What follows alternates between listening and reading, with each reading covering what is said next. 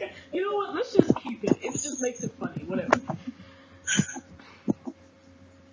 Go ahead, though. I'll edit it out. All right. Hi, I'm Joshua Grady.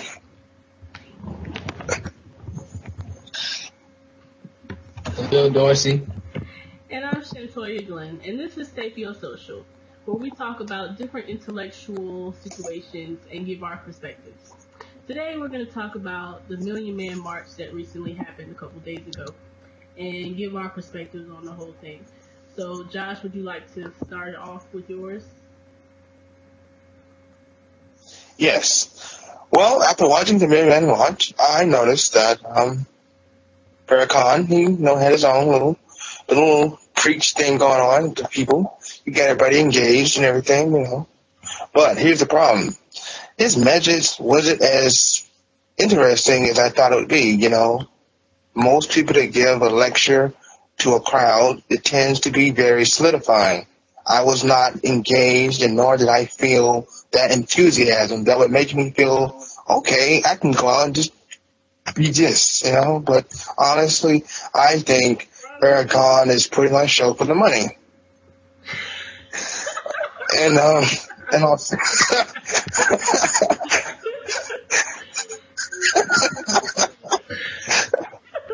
in all seriousness, I think. Go ahead. Sorry for the technical difficulty. One of our anchors is having an issue.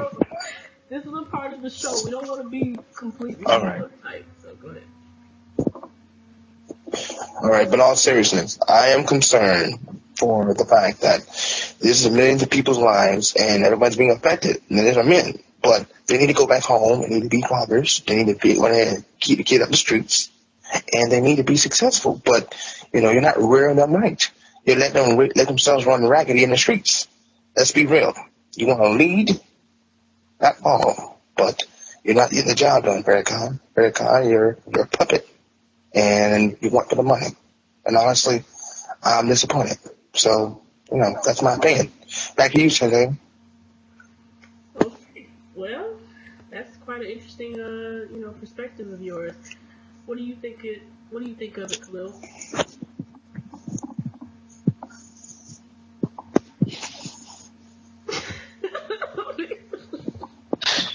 It's okay. I'm too long anymore. Whatever. We'll just make it funny. Right. No, this is a part of how I feel. Okay. The spirit of it, personally, I feel like it's fine.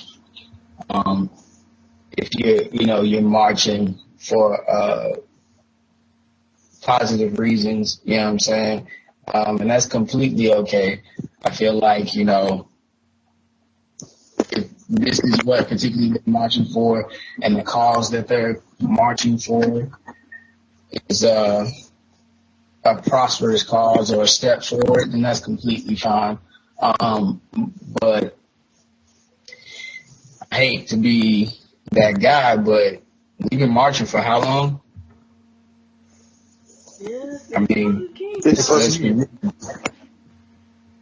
we've been marching for like so long, and it's just like, I get the fact that what we're marching for, that's like I said, that's completely fine, but where's the foundation? Like, where's us coming collectively as a community on our own terms to establish other communities or other people who don't have an opportunity to even do a million man march or even support Black Lives Matter, Khalil. Huh? We can't see you.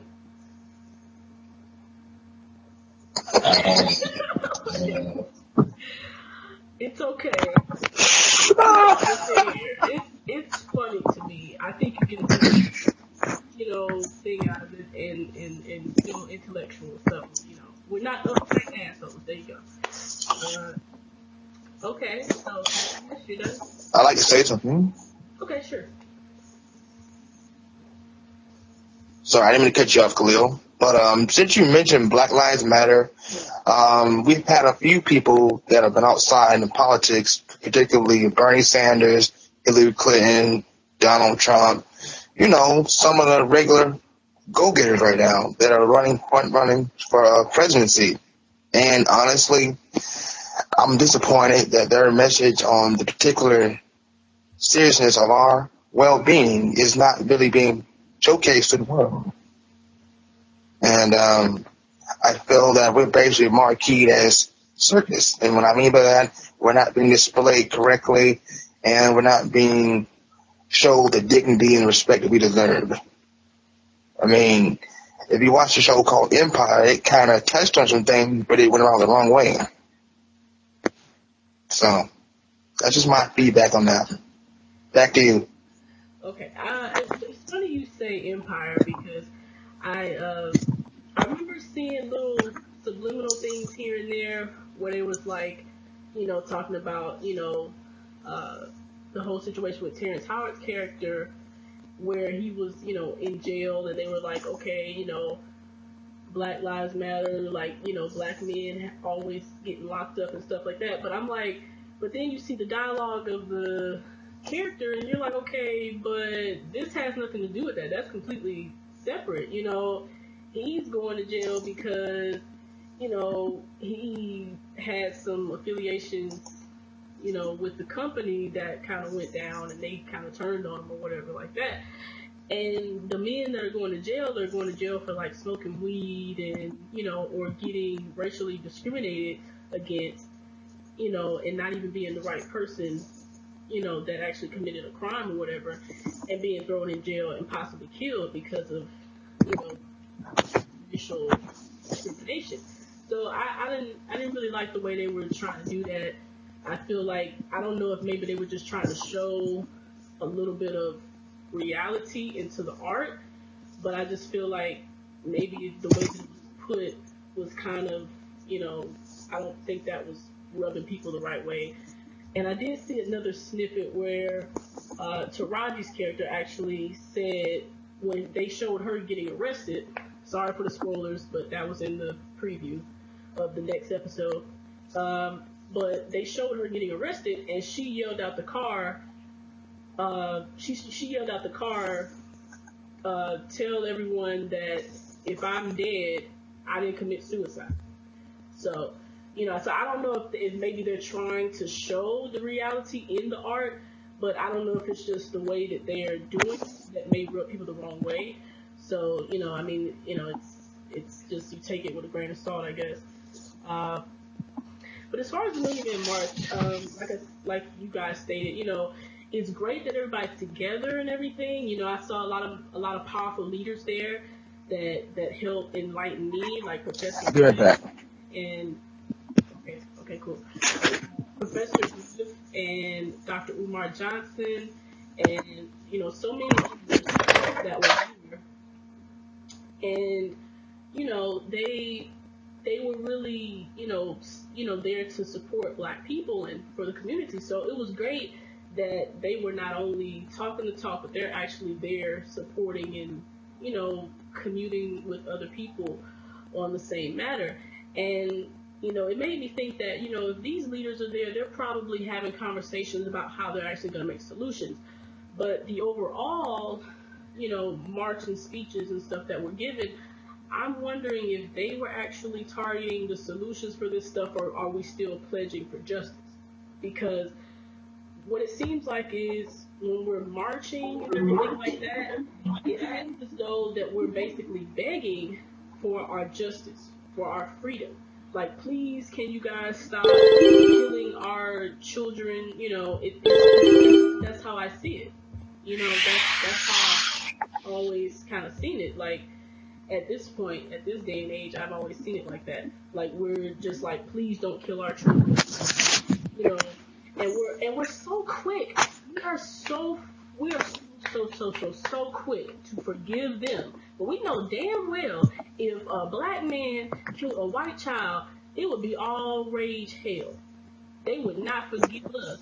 They would not forgive that man at all. And they would be saying, just because that man killed that one white child, they would be like, oh my God, all black people are this, which it wouldn't be nothing new because they don't, some of them don't like us. I put it like that.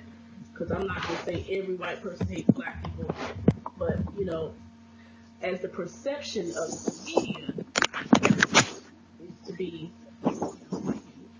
taken out like that. But as far as the march, it was fine, getting everybody together. Everybody, and particularly the natives and the Latino community was also there. We are of the same cloth, so that was very important that he was able to gather all of them together, because he was like, okay, we're all the same people, and we got divided by this corruption and by this oppression. So, it was great that he had that unity amongst all of the different, cultural nations. But I was wondering, are there going to be real, solutions that come out of this march? And as far as Farrakhan, I respect the man, for the most part. He's a very intelligent guy, and he did work with Malcolm. But the thing about it is I'm a little skeptical about him because of his involvement with Malcolm, because there has been rumors, which that may be true, is still up for debate, which is why I'm skeptical. But there has been rumors that he had an involvement in Malcolm X's death. And for everyone that knows me, Malcolm X is one of my biggest inspirations.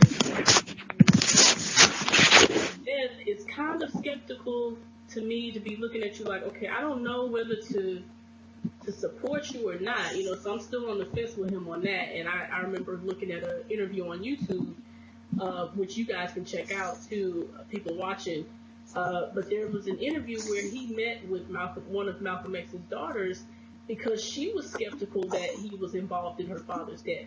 So, if you guys want to check that out, you can definitely, check that out and see for yourself how she was feeling when she was talking to him. And, and she felt that if it wasn't him, it was somebody that was in the nation that came after Malcolm. That's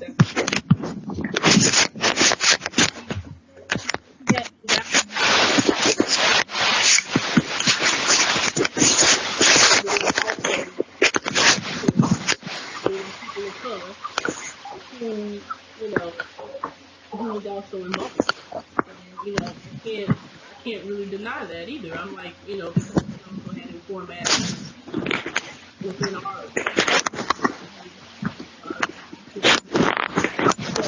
it could be far-fetched for what she said. But if you guys that's watching, just type in Daughter Exposes Farrakhan. That's the name of the video that they decided to name it. But there is actually an interview where they're sitting down. They actually filmed them sitting at a meeting with this other guy who's talking to them. And you can actually see how she really that's all that I have to say about this, and I thank my two co-hosts, Joshua Grady and Cleo Dorsey, and we are off Sapiosocial, and that is all. Peace and love.